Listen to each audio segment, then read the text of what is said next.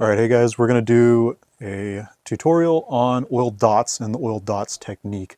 So if you guys are familiar with scale modeling, in particular armor and in terms of tanks, this will be very, very familiar to you guys. If not, just come along for the ride. I'll recommend some actual really well-produced tutorials at the end of this on other miniatures, but we're going to do a demonstration on this to kind of fix some errors that I had. So I have two tactical Marines with me here. So the guy on the left here is the goal. The guy on the right here, this was dry blended a bit too aggressively. You can really tell when you start looking at the top of the head here on the helmet. You can look at on the shoulder pads right there over the decals.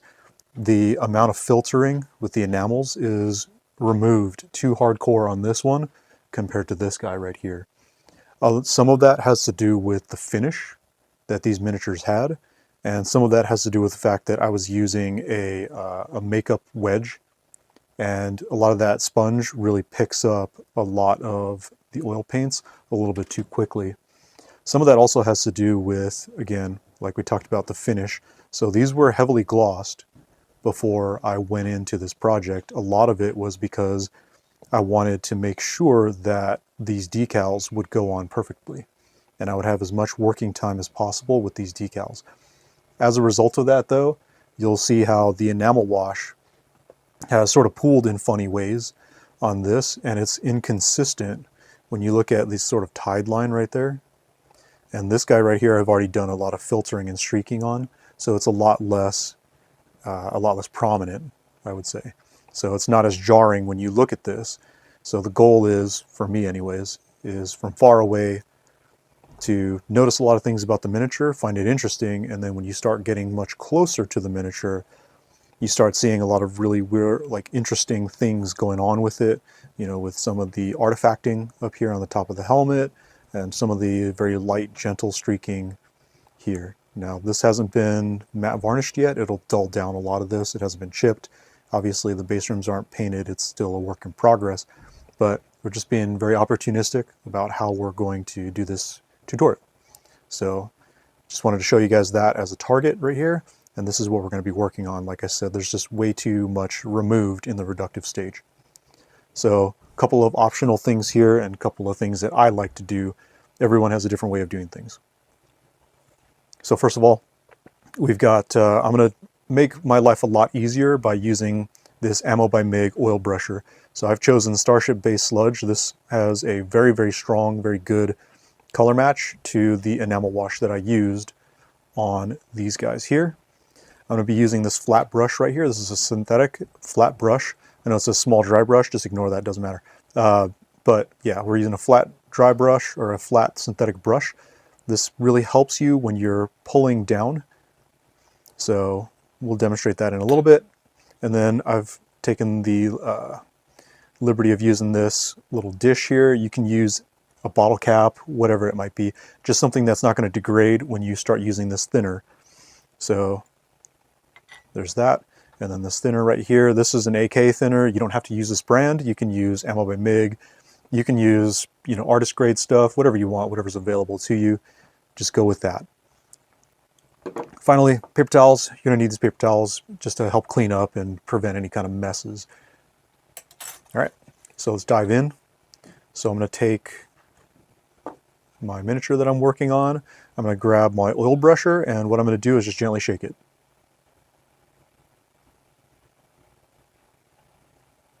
And that should be good enough. So I've shaken it. I'm going to go ahead and place the miniature onto this paper towel. Just again, we're going to eliminate some messes here potentially. So the nice thing about these is they're very, very clean. So it's got a mascara style of applicator, or applicator jar, I should say, or a bottle. So I'm just going to unscrew it. And you're going to see here that on the tip there, it's got just about the perfect amount of oil that's on there. It's already pre-mixed as well. I don't have to mess with thinner. So what I'm going to do, just like the technique sounds, I'm going to just start applying some dots in different places. So when it comes to filtering and when it comes to weathering, asymmetry is very important, right? So I'm just going to apply some dots here where I think it would make the most sense, or where I was most aggressive. So you can see there it's very asymmetrical. You can see the sort of hue of the oil paints. So I'm going to let that dry for a little bit, and then I'm going to hit the, I'm going to still hit the other side here. I'm going to hit the top of the head, a little bit on the backpack as well. Any places where I felt like I was way too aggressive with the reductive stage. Oops. So in particular on the top here, I'm just going to add one big dot right there. That should be enough. And then on this shoulder pad, I'm just going to, the tide mark right there, I want to blend that. So I'm going to add a couple of different dots in a couple different locations. So I've got 3 little dots there, a couple big dots there, and one big one on the helmet. We're going to call it for now. I'm going to let that dry.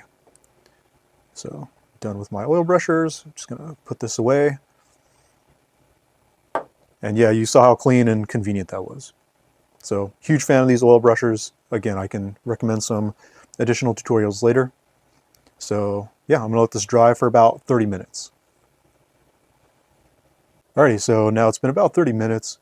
So you can see that the consistency on the oils, it's starting to cure quite a bit here. In particular, over here on this other pauldron, you can see like some of the smaller dots have already started to cure pretty heavily. So we're gonna use that to our advantage. So what I'm gonna do now is just, I'm gonna turn away a little bit from the camera, unfortunately, but what I'm gonna do is take this flat brush and I'm going to just pull down in one direction. The scale modelers out there, they'll tell you like, hey, you would use a back and forth sort of motion when you're doing the blending.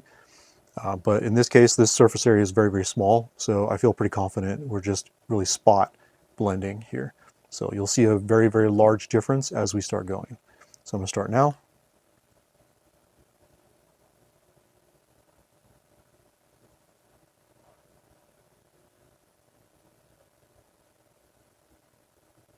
And you can see there, I've only just started blending, but you can see what kind of effect you have just going in with a brush with no thinner on it. If you wanted to be a lot more aggressive, you should take a pipette, something of that nature. Just get one little drop, just the most thinnest amount of thinner, just very damp. You can go ahead and put one drop onto it and just wipe off the rest on the paper towel. And you can have an easier time blending, but I actually like this sort of dry blended look for 14th Legion. So I'm going to keep pressing forward.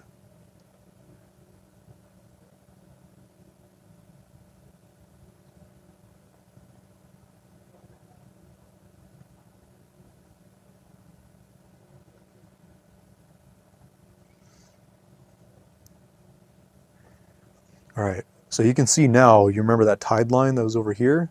It's a lot less obvious of what that is, right? Same over here, some of these little tide lines, they're a lot less obvious of what they are.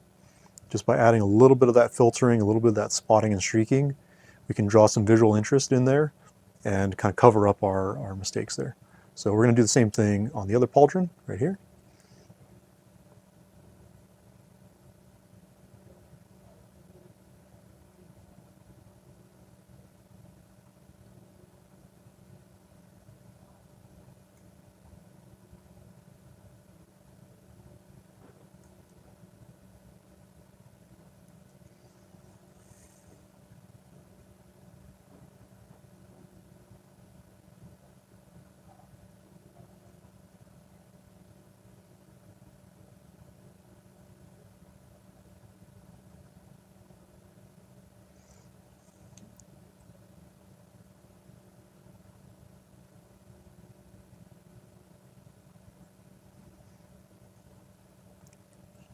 All right, so I'm pretty happy with that result right there. If you can see that, so we've covered up, again, a lot of our tide lines, a lot of our more aggressive reductive stage steps with that makeup sponge, that makeup wedge that I did. You know, again, the glossiness of this surface made that very possible and very plausible to happen.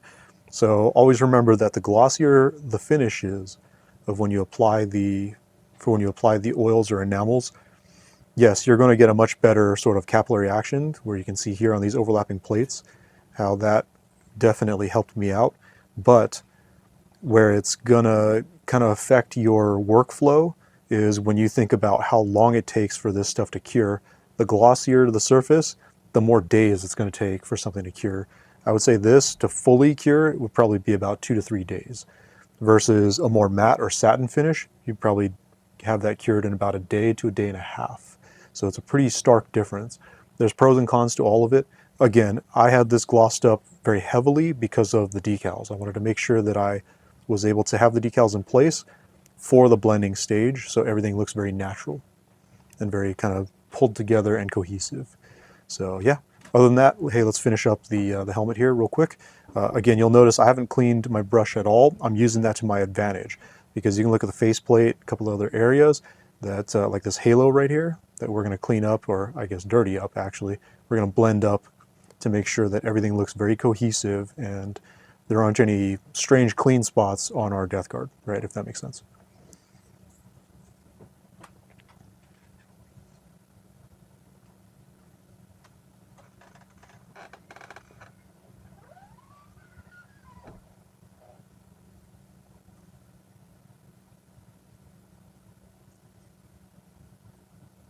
Again, you can see a near just immediate effect.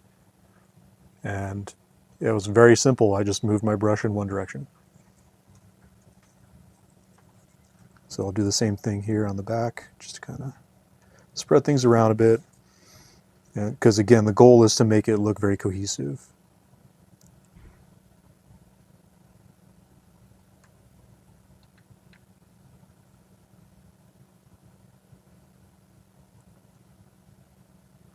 And it's really easy to go overboard. So just want to be very patient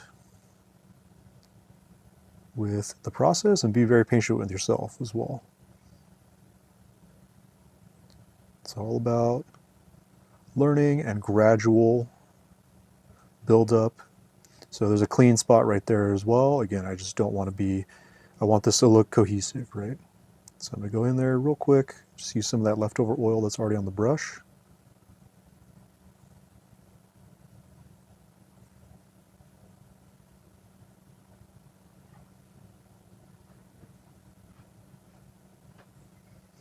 And I was able to filter it just a little bit there, but yeah, not perfect, but that is okay.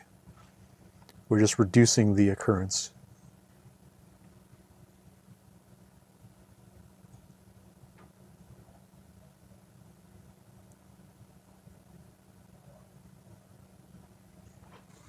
All right, and that's it. So pretty happy with that. I don't know how you guys feel.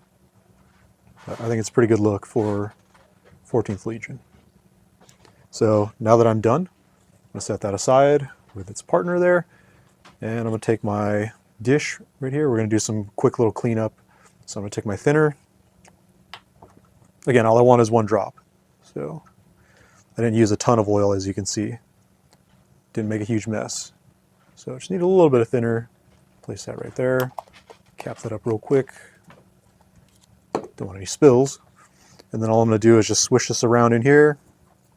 And you can see the leftover oil kind of coming off into that. All the leftover pigments are going into there. And now the brush is clean, roughly. Got most of it out. So I'm just going to wipe that off, get all the excess out. And yeah, this is about the dampness you would want if you were going to use a more thinner-centric method of blending. So just damp to the touch, maybe leaves a little bit of a residue on your thumb or your finger, but other than that, you don't want too much. You just want the slightest amount. The stuff can be very, very powerful, especially if it's freshly applied. Now trying to erase things, just blend them and spread them around. So I'm going to leave that brush to dry, my pipette. Make sure that's empty-ish. Clean that up there. And then after that, I'm just going to take my paper towel with the leftover thinner in there. And I'm just going to clean it all up.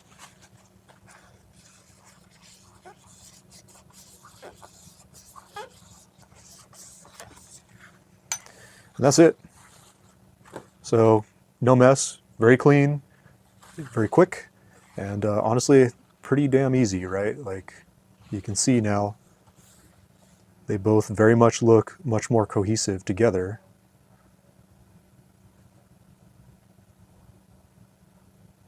all throughout.